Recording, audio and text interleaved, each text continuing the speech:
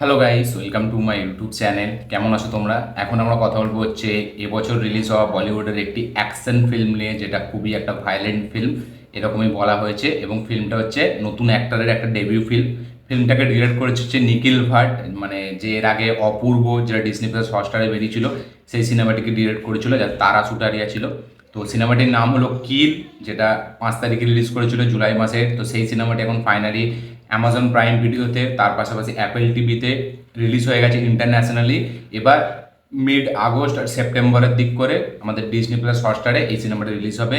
সিনেমাটি ফাইনালি দেখে নিলাম, কীরকম লাগলো এই সিনেমাটি সেটা নিয়ে কথা বলবো। চলো ভিডিওটা শুরু করা যাক। তো কেমন হলো কিল? তো কিল নিয়ে বলিউডে সবাই খুবই ক্রিটিক্যালি, খুবই অ্যাক্লেম রয়েছে বলিউডে, ঠিক আছে। এবং তার পাশাপাশি প্রচুর কথা হয়েছে এই সিনেমাটিকে নিয়ে, কারণ এই সিনেমাটি বলা যাচ্ছিল যে বলিউডে এরকম একমাত্র একটা সিনেমা যে খুবই ভায়োলেন্ট একটা সিনেমা, তার পাশাপাশি এর যে অ্যাকশনের স্টাইলাইজেশন এবং এই সিনেমায় যে অ্যাকশন, সেটা এর আগে বলিউড কোনো ফিল্মে হয়নি। এবং এটা সত্যি, সিনেমাটিতে সেটা তো আমরা দেখেইছিলাম ট্রেলারে, যে এরকম কাজ বলিউডে আগে হয়নি। এবার মুদ্রা কথা ছিল খুবই একটা ভায়োলেন্ট ফিল্ম, নতুন হিরোর ডেবিউ, তো ফিল্মটা কীরকম চলবে। এবং ফিল্মটা সেই লেভেলে চলেনি যেই লেভেলে চলা দরকার ছিল, যেহেতু এতে কোনো চেনা স্টার নেই, চেনা কোনো মুখ নেই, ঠিক আছে। খালি খুব চেনা বলতে গেলে এখানে যে অ্যান্টাগনিস্ট ভিলেন মানে রাঘব জুয়াল, তাকেই আমরা সবাই চিনি, যেহেতু সে খুব ফেমাস আমাদের টেলিভিশনে। তাই জন্য বাকি তারা ছাড়া আর কেউ নতুন ফেস নেই। কিন্তু এই সিনেমাটি স্লো স্টার্ট নিলেও সিনেমাটি কিন্তু এখনও পর্যন্ত 20 কোটি টাকার কাছাকাছি কালেকশন করে নিয়েছে। তো একটা ডেবিউ ফিল্ম হিসাবে ঠিক আছে, নতুন স্টার হিসাবে। তো এবার মেন কথা হলো ফিল্মটা কি সত্যি একটা হেভি ফিল্ম, বা এই যে ক্রিটিক্যালি অ্যাক্লেমড হয়েছিল, তার পাশাপাশি এই যে এত কিছু নিয়ে কথা, এটা খুবই violent film, most violent film, তার পাশাপাশি এরকম অ্যাকশন ফিল্ম দেখা যায় না, এটা কি সত্যি? তো এক কথায় এটা কিন্তু সত্যি, এবং এক কথায় এই ফিল্মটার অ্যাকশন কিন্তু আউট অফ দ্য বক্স। এবং এরকম অ্যাকশন সত্যি এর আগে বলিউডে হয়নি।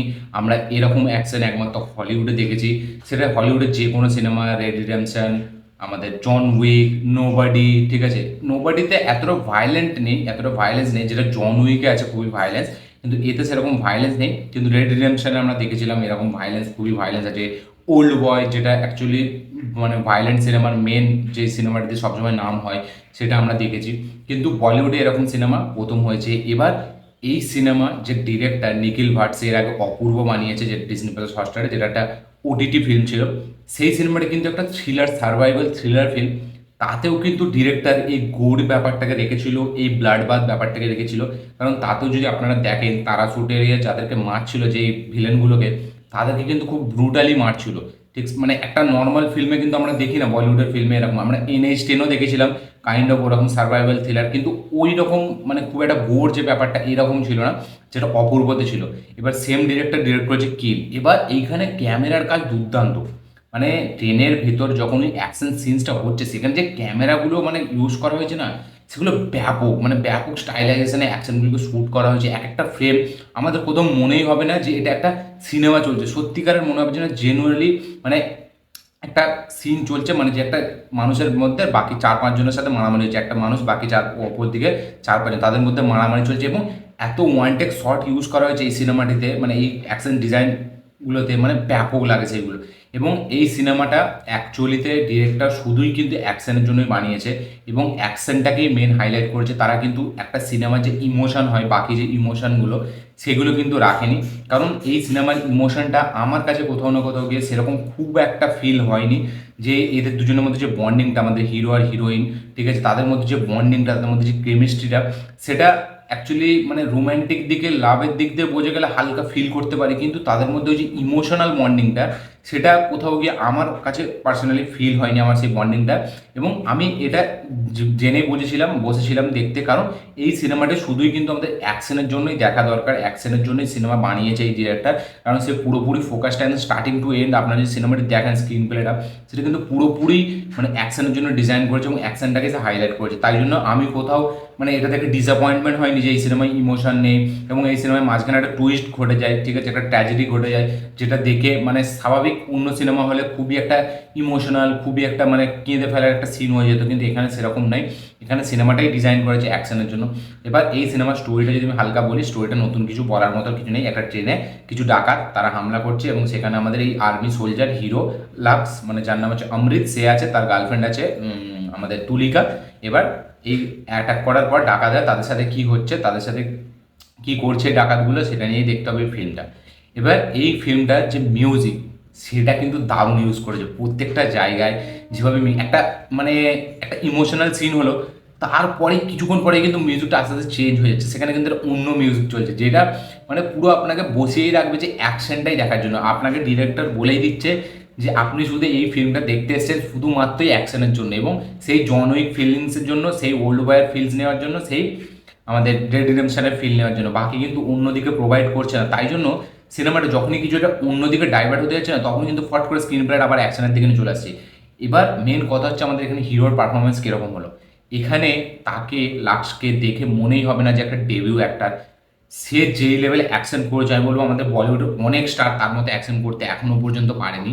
সত্যি বলছি, সে অ্যাকশন সিনগুলোতে তার যে এক্সপ্রেশন, তাকে যখন মারছে, ঠিক আছে, তার সেখানে তার এক্সপ্রেশন, এবং সে যখন মারছে সেটা জাস্ট হেভি লাগে দেখতে, এবং মনেই হয় না সে একটা ডেবিউ অ্যাক্টার। হ্যাঁ, আমি বলবো যে ইমোশনাল সানে হয়তো সে খুব মানে আউট অফ দ্য বক্স নয়, কিন্তু অ্যাকশন যেটা মেন ফিল্মে, এটা মেন জিনিস এই ফিল্মটা, সেটাতে কিন্তু সে দুর্দান্ত। এবং অ্যাকশনের স্টাইলাইজেশন কি, অ্যাকশনের কোরিওগ্রাফ মারাত্মক লেভেলে, এক একটা সিন, এক একটা মারার সিন এত ব্রুটালভাবে প্রেজেন্ট করেছে, এত গোর ব্যাপারটা আছে, এত ব্লাড বাথ, অ্যানিমাল ফ্যানিমাল কিছু নয় ভাই এর কাছে, পুরো ফিকে মানে বাচ্চা যাকে বলে। আসল কি মানে ভায়োলেন্সের এই ফিল্মটা যারা দেখবে, ইন্ডিয়ান অডিয়েন্স যারা এত ওয়ার্ল্ড সিনেমা দেখে না, ঠিক আছে, প্যান ওয়ার্ল্ড সিনেমা যারা দেখে না, যারা এত হলিউড লেভেলে এক্সপ্লোর করে না, তাদের কাছে এই সিনেমাটি দেখে বিশাল তারা মানে ভয় পাবে। খুবই একটা ভায়োলেন্ট যে ব্যাপারটা, সেটা এই সিনেমায় দেখতে পাবে। আমরা সচরাচর দেখেছি অনেক এখনকার এই কিছুদিন রিসেন্ট টাইমে প্রচুর ভায়োলেন্ট নিয়ে কথা হচ্ছে। অ্যাকচুয়ালি যে ভায়োলেন্ট সিনেমা সেটা এরকম হওয়া দরকার। এই যে ব্লাড বাথ, এই যে গড়ি ব্যাপারটা, সেটা কিন্তু বলিউডের কোনো সিনেমায় এর আগে কিন্তু আমরা দেখতে পাইনি, এই প্রথম দেখতে পেয়েছি। এবং এই সিনেমাটার রানিং লেন্থটা কিন্তু খুবই ছোট, 1 ঘন্টা 45 মিনিট, এবং স্টার্টিং টু এন্ড কিন্তু ফিল্মটা জুড়ে রাখে, কোথাও কিন্তু ভটকে যায় না।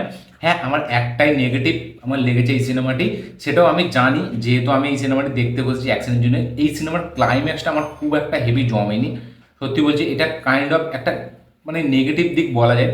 মানে সিনেমাটা যখন শেষ হয়ে যাবে না, আপনার মনে হবে যে ডিরেক্টর শুধু এই ফাইট সিনটা দেখার জন্য এতক্ষণ আমাদেরকে রেখেছিল, এবং ফাইটটা হয়ে গেল, হিরোটা বেরিয়ে গেল ট্রেন থেকে, ব্যাস ফিল্ম শেষ। এইটাই আমার একটু মানে একটু অন্যভাবে প্রেজেন্ট করা যেত ক্লাইম্যাক্সটাকেও, ঠিক আছে। একদম ক্লাইম্যাক্সটা আমার না খুব একটা জমেনি, এবং আপনাদেরও কোথাও দেখার পর না আপনাদেরও হয়তো মনে হবে, যারা জেনারেল অডিয়েন্স তাদেরও মনে হবে যে ক্লাইম্যাক্সটা আরও বেটার হতে পারতো, ক্লাইম্যাক্সটা সেই আপ টু দ্য মার্ক হয়নি। এবং ক্লাইম্যাক্সটা দেখার পর মনে হবে যেন ফিল্মটা ডিরেক্টর যেন বলেই দিয়েছে যে এই করে নেমে যেতে ট্রেন থেকে, সেরকম যেন একটা মনে হলো। এটা পার্সোনালি আমার মনে হলো, আমি জানি না বাকি সবার মনে হয়েছে কিনা, কিন্তু ওইটা আমি ছেড়ে দিলাম। আমার যেটা ইন্টেনশন ছিল এই সিনেমাটি অ্যাকশন এবং ভায়োলেন্ট ফিল্ম হিসাবে দেখার, সেটা আমি দেখেছি এবং সেটাতে আমি ফুল স্যাটিসফাই। এই সিনেমার মিউজিক, এই সিনেমার ক্যামেরার কাজ ব্যাপক, সিনেমাটোগ্রাফি হেভি, মানে যেই লেভেলে কাজ করেছে ক্যামেরা, সেটা দেখার মতো। ওয়ান টেক শটগুলো মারাত্মক লেভেলের। এখানে লাক্সের কাজ সে দারুণ, যার কথা না বললেই হয়। রাঘব জুয়াল সে অ্যান্টাগনিস্ট হিসাবে, তার যে সাইকি, তার যে সে একটা সাইকোপ্যাথ ক্যারেক্টার, সেটা কিন্তু ব্যাপক মানে ছবিতে ফুটে ওঠে। এবং ওই যে ট্র্যাজেডি সিনটা ঘটে, যেটা একটা টুইস্ট বলা যায় এই সিনেমা, টুইস্ট না, একটা ট্র্যাজেডি বলা যায়, সেই সিনটা কিন্তু কেউ এক্সপেক্ট করবে না, এবং সেটা কিন্তু বেশ মানে মানুষকে হতাশ করে দেবে। এবং সেখানে কিন্তু রাঘব জুয়ালের পারফরমেন্স খুব ভালো। রাঘব জুয়াল ওভারঅল পুরো সিনেমাটায় কিন্তু হেভি কাজ করেছে। একটা স্ট্রং ভিলেনের সাথে একটা স্ট্রং হিরোর টক্কর, এটা কিন্তু এই সিনেমায় আমরা দেখতে পাবো। এবং এখানে কিন্তু এরকম নয় যে শুধু হিরোই মারছে, হিরো প্রচুর জায়গায় মার খাচ্ছে, এবং একটা জায়গায় যে এই যে মানে লোনলিনেস, এবং সেখানে যে নিজেদের লোকেদের জন্য কিরমভাবে লাচার, যে একটা বলে না হিন্দিতে যে লাচারি, সেটাকে আমরা কিন্তু এই সিনেমায় দেখতে পাই। এখানে লাক্সের একটা বন্ধু আছে, সেই ক্যারেক্টারটা যেভাবে লড়বে, এবং ডিরেক্টর কিন্তু শুধুই যে লাক্স হিরো তাকেই শুধু স্ক্রিন টাইম দিয়েছে এরকম না, এখানে কিন্তু এই যে বন্ধুটা আছে তাকেও কিন্তু হেভিভাবে প্রেজেন্ট করেছে, যেটা কিন্তু আমার খুব ভালো লেগেছে, যেটা সচরাচর ফিল্মে হয় না। তাকেও কিন্তু অনেকটা পোর্শন জুড়ে আমরা তার অ্যাকশন দেখতে পাই, এবং তার যে ক্যারেক্টারটা সেটা কিন্তু সে খুবই ভালোভাবে প্লে করেছে। এবং বাকি যারা সাপোর্টিং কাস্টে আছে, এখানে কিন্তু প্রত্যেকটা ভিলেন যারা আছে তাদের যে ক্যারেক্টারগুলো, ছেলেগুলো, তাদের কিন্তু পারফরমেন্স খুব ভালো। মানে মরার সিনেও যেরকম পারফরমেন্স, মারার সিনেও সেরকম পারফরমেন্স, ওভারঅল সব দিক থেকে কিন্তু এই সিনেমাটি পারফরমেন্স অনুযায়ী খুবই একটা ভালো সিনেমা।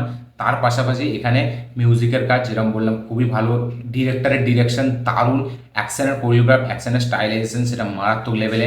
এরকম ফিল্ম হওয়া দরকার। এবার হ্যাঁ, এরকম ফিল্ম একটা ইমোশনের সাথে প্রেজেন্ট করা দরকার। ওল্ড বয় আমরা দেখেছিলাম একটা ইমোশন আছে, জন উইকে একটা ইমোশন আছে, রেড রিডেম্পশনে একটা ইমোশন আছে। এরকম একটা ইমোশন দিয়ে যদি এই ফিল্মটাকে বানানো যায় তাহলে কিন্তু আরও মানুষের সাথে কানেক্ট করবে। কিন্তু ওভারঅল এই সিনেমাটি আমার খুবই একটা ভালো সিনেমা মনে হয়েছে, খুবই একটা স্যাটিসফাইড সিনেমা মনে হয়েছে, এবং আমি পার্সোনালি খুবই স্যাটিসফাই হয়েছি এই ফিল্মটা দেখে। আপনারা যারা কিল এখনও দেখেননি তারা অবশ্যই কমেন্ট করবেন দেখে যে আপনাদের কীরকম লেগেছে। অ্যামাজন প্রাইম ভিডিওতে অ্যাভেলেবেল আছে। যারা দেখে নিয়েছেন তারাও অবশ্যই কমেন্ট করবেন যে আপনাদের কীরকম লেগেছে, এবং আপনাদের এই অ্যাকশনের স্টাইলটা দেখে, এই যে ভায়োলেন্ট, এই যে ব্লাড বাথ, এইটা দেখে আপনাদের কী বক্তব্য সেটা অবশ্যই কমেন্টে জানাবেন। আমার এই ভিডিওটি ভালো লাগে থাকলে লাইক, শেয়ার, কমেন্ট করে দিন। চ্যানেলটিতে নতুন হলে চ্যানেলটিকে সাবস্ক্রাইব করুন, বেল আইকনটি প্রেস করতে ভুলবেন না। দেখা হচ্ছে পরের ভিডিওতে, ততক্ষণের জন্য বাই।